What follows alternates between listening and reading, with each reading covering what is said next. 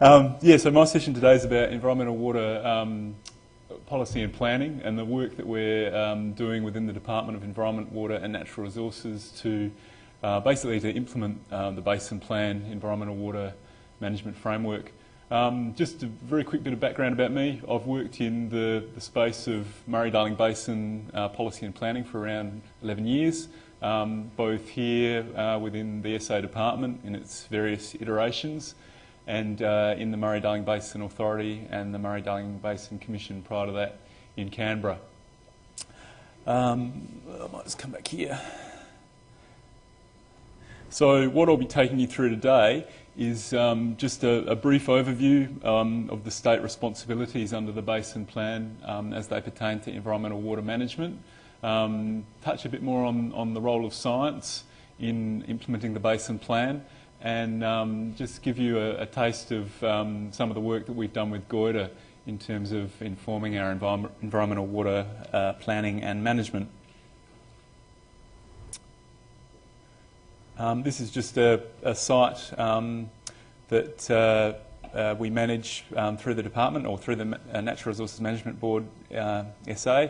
It's Sugar Shack wetland, and it's one of the sites that we try and deliver water to as needed to improve the health of the system. So that's just a bit of a picture there. I just thought I'd give you a bit of geographic context. Most of you are probably across the Murray-Darling Basin in SA, but basically for management purposes under the Basin Plan, we divide it into three broad regions. We've got the blue area, which is depicting the channel area and its floodplain. And that's kind of the area of focus because that's where there's the most active management of environmental water. We've got the SA Murray region being the yellowish cream area, that's the dryland area away from the river, and we've got the eastern Mount Lofty ranges. And in terms of the assets that we focus on for environmental water delivery, big focus on the channel itself, the Coorong, Lower Lakes and Murray Mouth, the wetland and floodplain systems along the channel, and there's some pretty big systems in there like the Chowla floodplain, and they tend to fall top of our priorities list for environmental water delivery each year.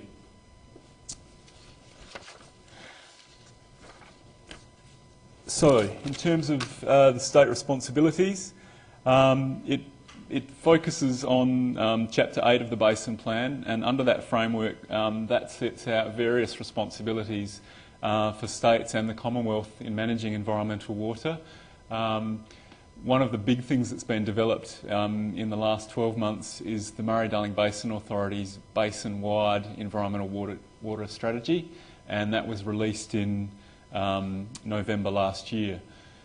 Complementing that strategy, within the states we back that up with annual environmental water planning and prioritisation, which we do obviously annually, and the development of long-term watering plans. So the development of annual watering plans is something we've done for many years. It predates the Basin Plan. That's something that's been picked up in that framework as a good practice.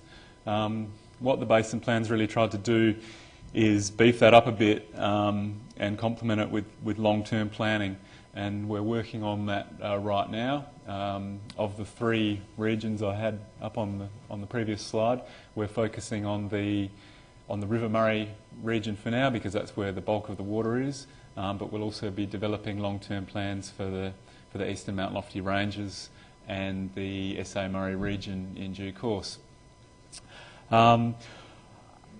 The aim of all this policy and planning is basically to secure the volumes of water we require to achieve optimal ecosystem outcomes within South Australia. And as is always the case in terms of Murray-Darling Basin management, we are on the receiving end of the system, we're on the bottom end. We struggle to get as much water as we need, particularly for sites like the Coorong, Lower Lakes and Murray Mouth. Even with the excellent effort that's been made and the good progress in terms of water recovery that Di referred to previously, we're still finding that we're having issues in terms of having to keep the mouth open and use dredging and that sort of thing.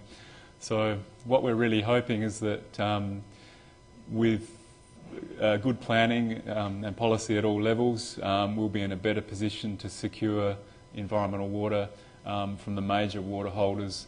So Di mentioned the Living Murray as a major program, recovering the 500 gigalitres of water.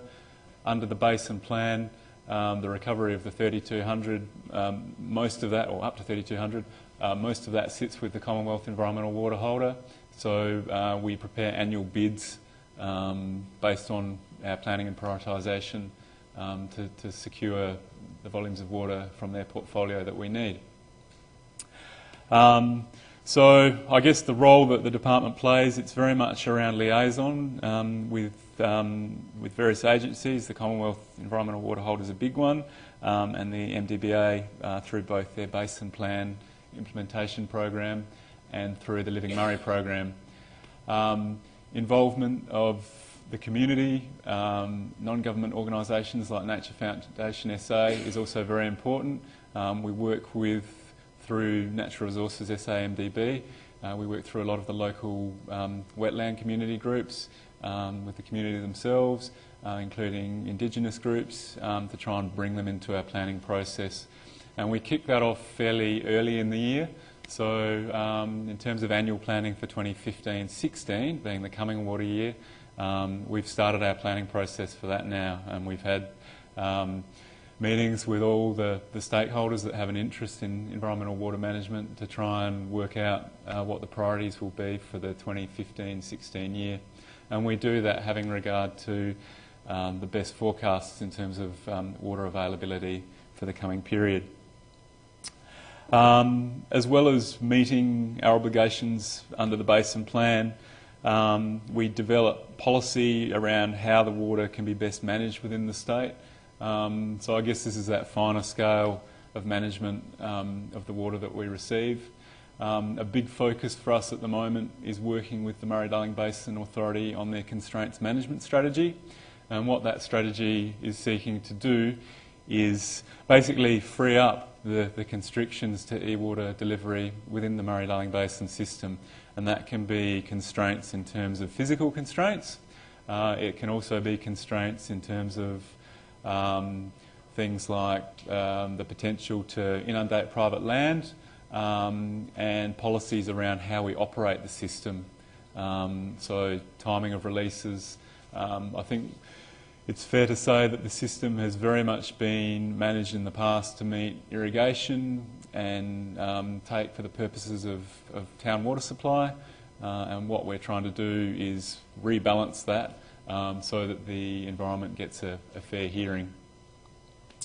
Another critical role in all of this is reporting on what the outcomes have been. For that we need good monitoring.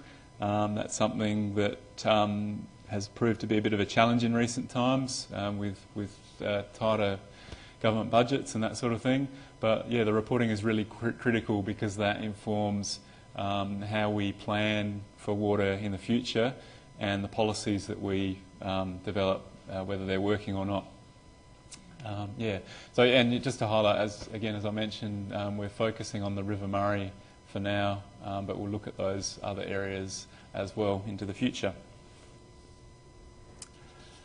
This slide simply summarises some of the responsibilities. So I've mentioned these before, no need to dwell on them. The one that I will just mention, I haven't spoken of just yet, Basin Annual Environmental Watering Priorities. The Murray-Darling Basin Authority prepares those, and it does that annually based on input from all of the jurisdictions. So all the basin states prepare their priorities, provide them to the MDBA, and they consolidate them into a single set for the basin as a whole. So really, yeah, what this whole framework under the Basin Plan is seeking to do is make the planning robust and comprehensive at every level of government, and I guess that just adds weight to the case for the recovery of the water and the management of that to give best outcomes across the basin. So a bit more detail now, just delving into the detail on our long-term watering plans. Really what these are seeking to do is set out the long-term objectives and outcomes and guide the annual planning. So annual planning, what are we doing within the year? The long-term plannings, what are we seeking to achieve over the longer term? And how does that line up with the basin watering strategy? Again, we've got the 3 sub-regions within the SAMDB, so we'll do a long-term plan for each of those regions, aiming to get the one for the Murray and the Eastern Mount Lofty Ranges done by the end of this year. Fortunately for the Eastern Mount Lofty Ranges, we've got a new water allocation plan in place for that region. That was approved in October last year by the Minister for Water in the River Murray, and that's very comprehensive in terms of environmental water requirements for that region. So where we envisage we won't need to do a lot of work there. It'll just be a bit of a gap analysis and a bit of housekeeping work. The Murray region will do later. We won't meet the November 2015 due date for that one. We'll line it up with the water resource plan that's due for that region by 2017. In terms of content requirements, basically the long-term plans will cover environmental water requirements, cooperative arrangements for e-water delivery, risks, operational constraints. All of this is informed by good science, and that's where the likes of GOITA, our own agency science department, and other research organisations such as SORO and SARDI and universities all come in.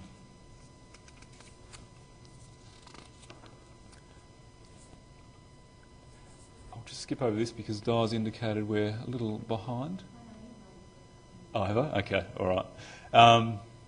Yeah, basically this is just more about the content and the prep requirements for long-term plans. We need to do it in consultation with the environmental water managers and water holders, as I've outlined before.